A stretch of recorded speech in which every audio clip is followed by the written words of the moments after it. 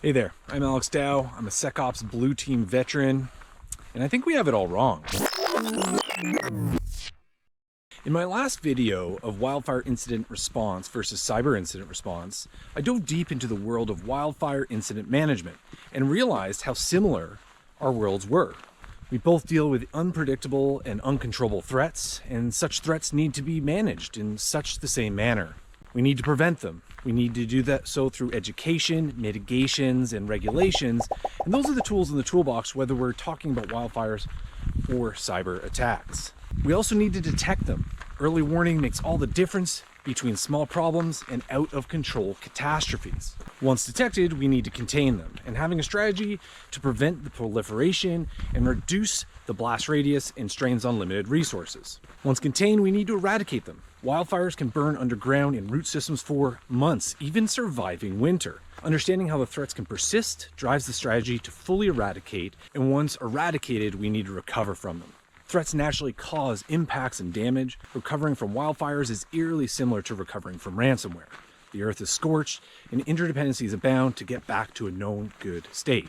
However, the more I dove into the philosophy of wildfire incident management, the more I realized a stark difference between our worlds, a different balance in priorities. Resource constraints, whether it be water bombers and smoke jumpers, or the latest and greatest tools and cyber expertise, force us to recognize our limits, prioritize, and make sacrifices. Wildfire commanders recognize their preventative and detective limitations and focus their resources on containment, eradication, and recovery. However, looking at both IT spend as well as the cyber product offerings in the market, the cyber ratios are inversed. Entirely too much on preventative and detective and little on containment, eradication, and recovery.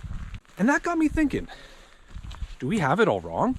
I've been a blue teamer for my entire career, and all education, training, certifications, and certainly Magic Bean marketing gave me the impression that we must stop all cyber breaches. However, we haven't, we aren't, and sadly it seems like we won't. And yet, we act like we will, pontificating as armchair incident responders. If that CISO had only done X or had only purchased Magic Bean Y, none of this would have happened. Yet it has and it will, because we are stuck trying to play a finite game of defense in an infinite game of cyber whack-a-mole. And this is the blue team's existential crisis. We believe we can win if we try a bit harder with a bit more money. And there are some fascinating reasons why we think we can buy our way out of problems, particularly complex ones. From the simplistic perception of efficacy to the psychological comforts of instant gratification, a sense of action and control, we tend to believe there is a product or service we can buy for each problem we face. And there is. Just look at your recent Amazon purchases. Instant gratification, problem solved, achievement unlocked, #winning. However, as problems become more complex, so do the required solutions. Yet if we consider how we spend on IT, most tend to choose the transactional tool, the comfort we know, over the more holistic, though complex solution. There is certainly a pro-innovation bias with a dash of consumer culture driving a lot of this, but there is a darker driver, the cyber-industrial complex. Kingmaker consulting firm McKinsey & Company estimated in 2022 that the cybersecurity market was poised to grow $2 trillion, with cyber attacks estimated to cost the economy $10.5 trillion annually by 2025. That's this year. Cybercrime isn't going anywhere, and these stats should not be a surprise to anyone in the industry, but such gold rushes create unfavorable conditions for business consumers. For example, most cyber companies are financially backed by venture capital, private equity, or publicly traded. This has resulted in ridiculous valuations and have forced them to spend obscene amounts of money on sales and marketing over innovation and engineering. Such spending has resulted in beautiful websites, lavish conference budgets, executive steak soirees, and slick demos convincing consumers that their problems are solved. By design, this results in an overconfidence of capabilities, pro-innovation bias, and results in buying a tool, not a solution. And the sad truth is, people and process kill sales. As problems become more complex, simple tools will fail without methods and skill set. Yet virtually all cybersecurity tools are sold as magic bean solutions, and few salespeople understand or are willing to share the inconvenient total cost of ownership, which is the people and process. This leads to misinformed buyers, creating a technology-rich and people and process-poor organization. And breaches. I think how we measure success might be wrong. This is likely an over-exaggeration, but the blue team's measurement of success is based on how many attacks that fancy next-generation AI-powered silver bullet thwarts. But is that the right metric to measure the success of the blue team? Certainly from the old school castle and moat perspective, yes. But if a single circumvention of the blue team's fortifications take down the entire company and recovery is prolonged or worse, then maybe we need to realign the blue team's mission with the full needs of the business to continue to exist. I think we need to rebalance how we address cyber risk. Assume breach is not a new catchphrase, but it's one I think the greater population of IT stakeholders and business risk owners need to embrace. It shifts our belief that we can buy our way out of cyber risk entirely, instead towards an understanding that cyber attacks, much like wildfires, will occur despite our best preventative efforts, and that the priority should be weathering the storm and recovering, also known as business resilience.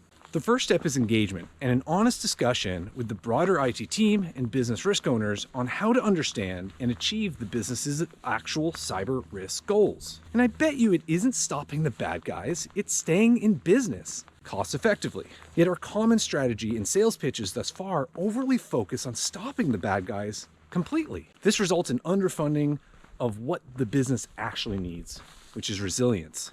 Shifting the conversation, plans, and budgets towards assuming bad things will happen and improving capabilities to recover when it does will resonate better with business stakeholders and reduce the friction in creating that change. I think we need to rebalance incident response. Incident response plans are developed and commanded by the cyber team typically. Yet much of the incident response legwork is dependent on the IT administration team. Yet when we build out incident response plans, the IT team is seldom leading that conversation. And consequently, botched incident response happens. Ineffective incident response plans and a lack of collaboration between non-cyber stakeholders, such as the IT team, have resulted in a cure is worse than the cold scenario. And premature recovery results in reinfection and prolonged business interruption. This again is because our cyber risk culture has put all the eggs in the preventative and detective baskets and neglected the response and recovery capabilities. So let's fix this. Let's improve and measure responsive capabilities. First and foremost, rebalancing incident response doesn't mean necessarily defunding preventative and detective capabilities, but rather ensuring that when those layers fail, the business is prepared to respond and recover in a timely manner. After all, from the business's perspective, the data breach is a nuisance compared to the downtime of business operations. And this is where we need to make changes in our culture and strategies to increase the potential of minimizing the blast radius when the inevitable happens. And more importantly, expediting the recovery and the business back to a nominal state. To oversimplify, improving responsive capability is about ensuring there is a plan and that plan is ingrained in the team's muscle memory. Collaborative development of an incident response plan with the greater IT team and periodic tabletop exercises are the best way to keep that muscle memory sharp and identify gaps in the plan for continuous improvement. I love the saying, you don't rise to the occasion, you fall to your training.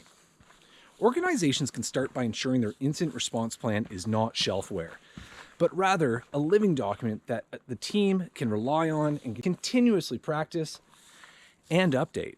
Performance metrics such as time to contain, percentage of impacted systems after containment, and of course, time to recovery can be defined, measured, and simulated in a tabletop exercise.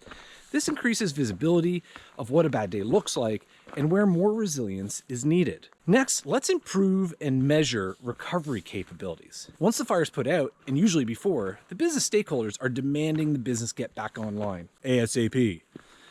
While most companies do have some form of backups, recovering from an incident is not the time to learn whether those backups work properly. Beyond the obvious inconvenience of malicious actors deleting the backups, there is also this less obvious threat to business, that the backed up data is not immediately recoverable, prolonging the business's interruption. Anecdotally, In a recent ransomware incident, a company had offline backups, meaning they didn't have to pay. Awesome. However, the existence of the backups did not equate to a quick recovery. Having the data was great, but the lack of documentation and tested recovery capabilities resulted in an almost 3-month business interruption because the critical systems had to be built manually, table by table by table. So when considering how organizations can improve recovery capabilities, they should first ensure their complex environments are documented. This can be done through traditional Visio and Word docs, though I'd recommend exploring modernizing the environment and introducing DevOps concepts. Both infrastructure as code and containerization allows you to have rough documentation and streamline recovery all in one thing. This is pretty cool.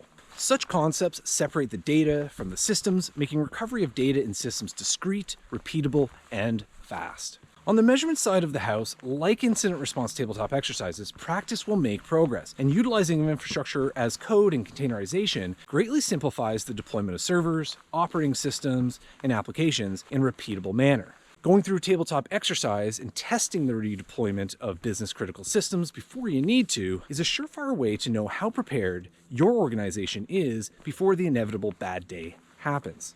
However, when that bad day comes, and statistically speaking, it will, the maturity of your responsive and recovery capabilities will be the difference between a nuisance incident and a catastrophic business interruption. I want to be clear, I'm not suggesting that we should be trading one silver bullet solution for another.